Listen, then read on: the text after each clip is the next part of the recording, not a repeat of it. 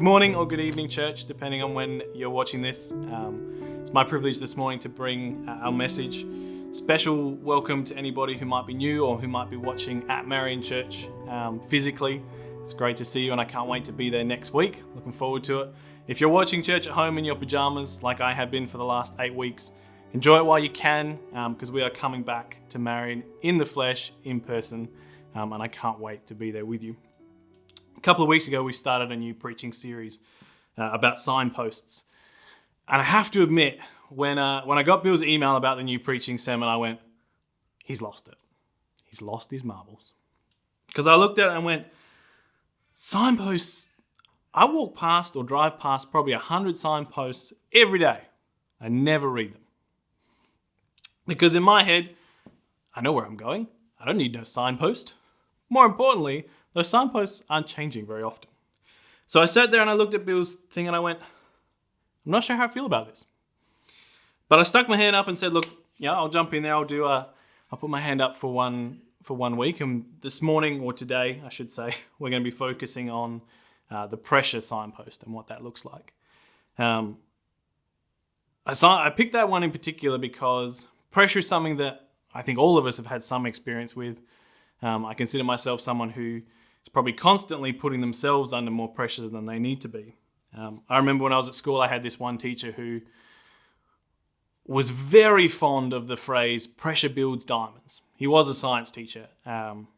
We didn't get on all that well because in particular, on one particular occasion, I stuck my hand up and said, if pressure builds diamonds, it doesn't do it without help. And therefore, we should be allowed to bring in more notes into our test.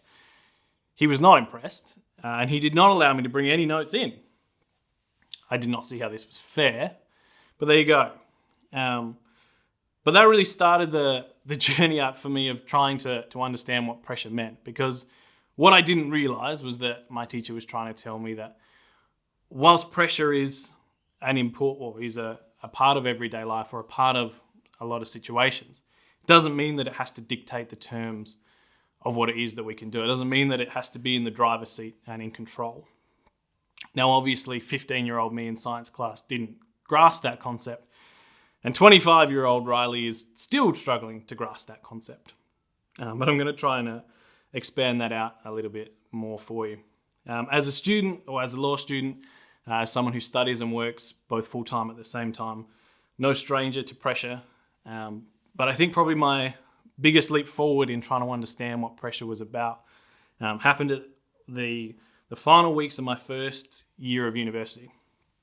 And we had this massive exam for one of our topics, which was bioscience, which I did not understand very well at all, because it was all about cells and chemicals, and science is not my thing, I'll be honest. And this particular exam was worth 70% of our whole grade. So it was a big deal. And to make it harder, the lecturer had decided that it was a multiple choice exam, which you would think simple, right? At the very least, A, B, C, D. No. First of all, it was A, B, C, D, E, F, G, H, I for every question. But even worse, everyone you got wrong, he took off half a mark. So this multiple choice exam was by no means going to be a walk in the park. So I remember getting out all of my books. My textbook, which I still have, is literally that thick. If you can't see my fingers there, if you get a tape measure, it is 13 centimeters thick. It's a big book. And I remember poring over those pages for hours, reading through all my notes and thinking, how on earth is my handwriting this bad?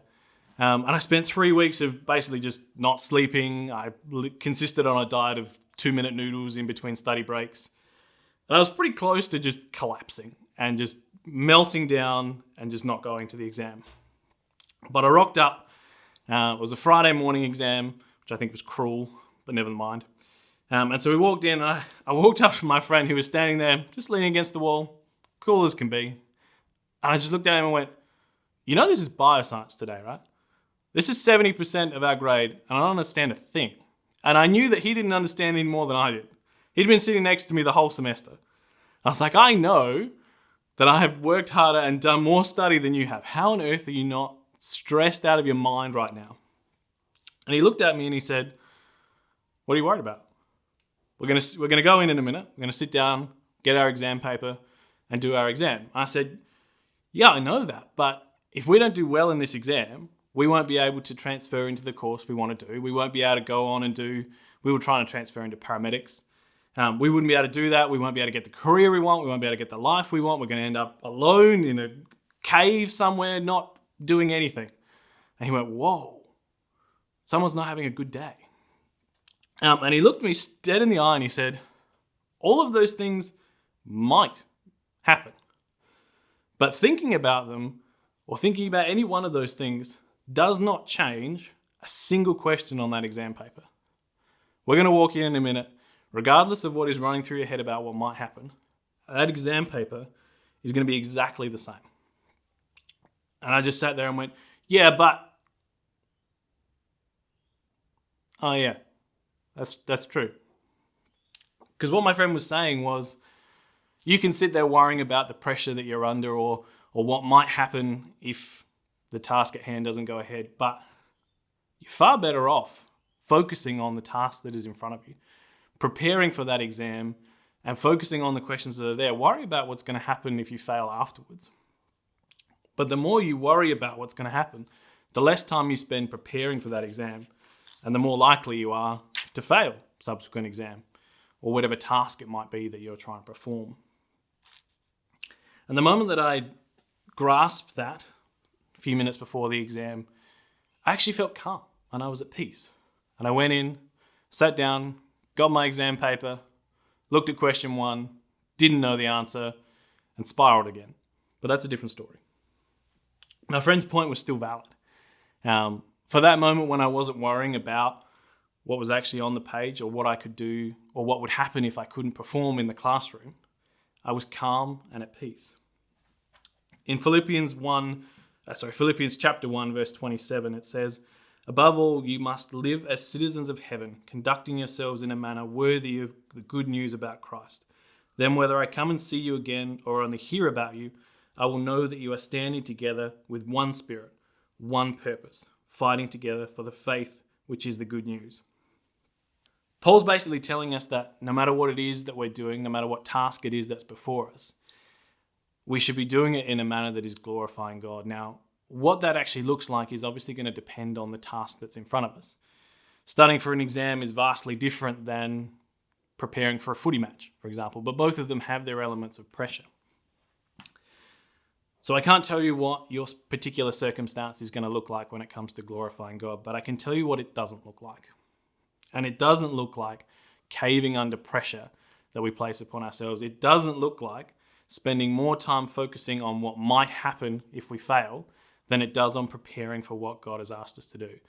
It doesn't look like focusing on consequences more than the task at hand, is what I'm trying to say. Now, generally speaking, I find it easier to demonstrate my points by telling stories. And I think one of the key stories, or one of my favorite stories in the Bible, is that of Esther. Esther is by no means the only person in the Bible to be placed in a stressful situation or to be placed under pressure. But Esther rises to the occasion like very few others. And if you're not familiar with this story, I encourage you to go and read it. It's not a big book, but it's worthwhile. But I will summarize, and go through some of the key points for you. So Esther is a Jewish woman who ends up, or becomes the queen after marrying the king, who has previously banished his wife. Some versions have actually said that she was killed, but for niceties, we'll say that she was banished. And Esther is eventually selected to be the new queen, which in and of itself is quite a stressful situation when you're thinking about marrying a man that you probably never met, who has more power than anybody else in the nation, and who's just disposed of the previous person to fill the role that you're about to do. That in and of itself is a lot of pressure to live up to. But there's a whole lot more that goes on. See, Esther has this uncle who is called Malachi. And he's quite an interesting character, but he has this ongoing feud with another man called Haman. Now, Haman is kind of like a senior advisor to the king at the time. He's basically like the Secretary of State. And he's not a good dude. He's nasty, vindictive, and obsessed with power. And he basically walks around trying to exert power over other people. And he basically issues a decree to almost make himself second only to the king, and that people should treat him virtually like the king. And so people are supposed to bow down before before Haman, and all sorts of other things. Malachi says, I'm not having it. I'm not doing this. You are no better than me. You are no different to me. I'm not having it. I'm not playing this game. Unfortunately, Haman is as I said, a vindictive and horrible dude. And so as the king's senior advisor or secretary of state, he goes around and he whispers in the king's ear and turns the king not just against Malachi, but against the whole Jewish nation. And he convinces him to banish them like he did his previous wife. And he convinces them that they're dangerous and evil and destructive to the kingdom. And the king, who's probably not in touch with his subjects as well as he could be, laps it all up, listens to Haman and just goes along with it, and issues the decree. And Malachi realizes at this point that the situation is pretty dire for not just himself but also his people. And he goes to the one person he thinks can help. And that person is Esther. She is uniquely placed. She's probably the only person that Malachi can turn to who might have some sway over the king, who might be able to reverse the decision. You can start to see the pressure on Esther is mounting. Not only is she married to a man who she can't go and see without express permission. Going before the king without being invited is punishable by death. And yet she's married to this person. And now someone's come to him and said, look, I know that you're already in a difficult spot, but I need your help. I need you to convince this king, who is radical at best, I need you to convince him to reverse his decision. Now, I sit there and I imagine Esther going, this is too much. This pressure is ridiculous. How on earth am I supposed to do this? And Malachi says to Esther, did it ever occur to you that maybe God put you in this position? Maybe God made you the queen of this nation for just such a time as this. Maybe God made you the person you are and put you where you are so that when the time came, you would be ready to serve, that you would be ready to step in. And Esther hears these words and goes, yeah, okay, I'll do it. She takes the first step. But then when she comes to actually execute her mission, it's not as easy as it sounds. It's not as easy as it looks like on paper. She goes before the king uninvited, which, as I said, is potentially punishable by death. And she's about to about to explain what's going on, but falters, and instead invites the king to her house or to her chambers for dinner. And the king comes along, and again, she gets to the point where she's about to address the situation. And again, the pressure of what she's asking, the pressure of what she has to do is too much. And she backs away and puts it off another day. But closer and closer, we're getting to the point where the Jewish people are going to be banished. And eventually, it's either now or it's never.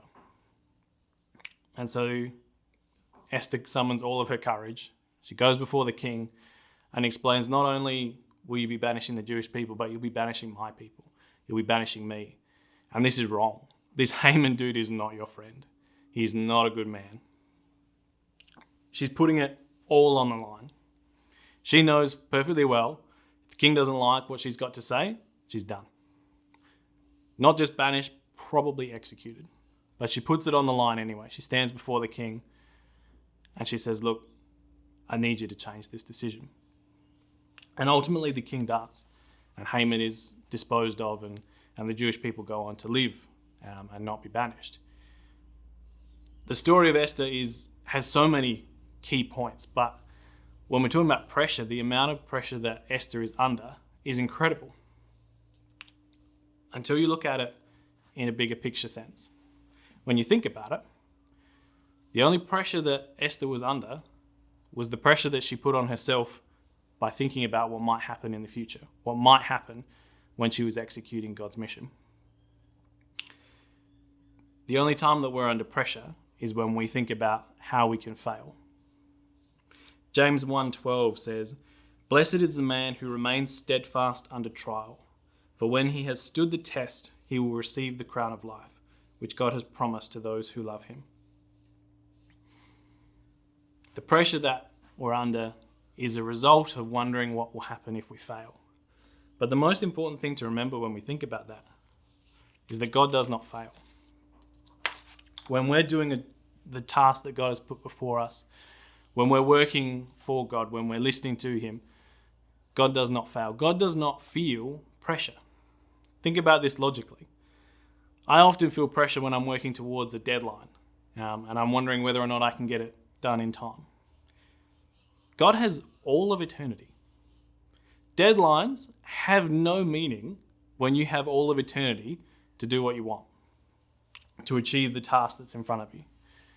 I feel pressure when I think about what might happen if I fail. Again, that does not apply to God, because God has never failed, ever.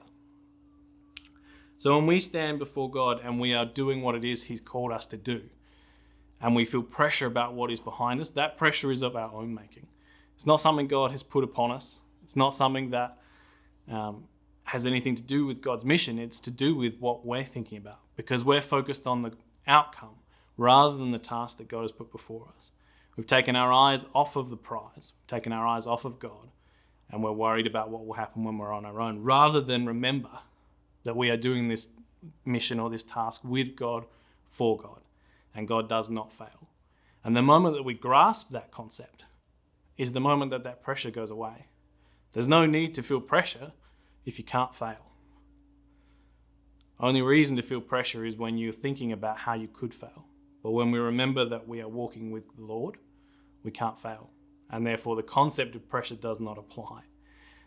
When I think about the pressure signposts, the image that I have in my head is just this massive billboard. And it's God there just rolling his eyes. And the caption there is, "Do I look worried to you?" Because God has nothing to worry about. God cannot fail. God does not lose. So God does not feel pressure. I read before Philippians 1:27, but I'm going to read it with verse 28 as well. "Above all, you must live as citizens of heaven, conducting yourselves in a manner worthy of the good news about Christ.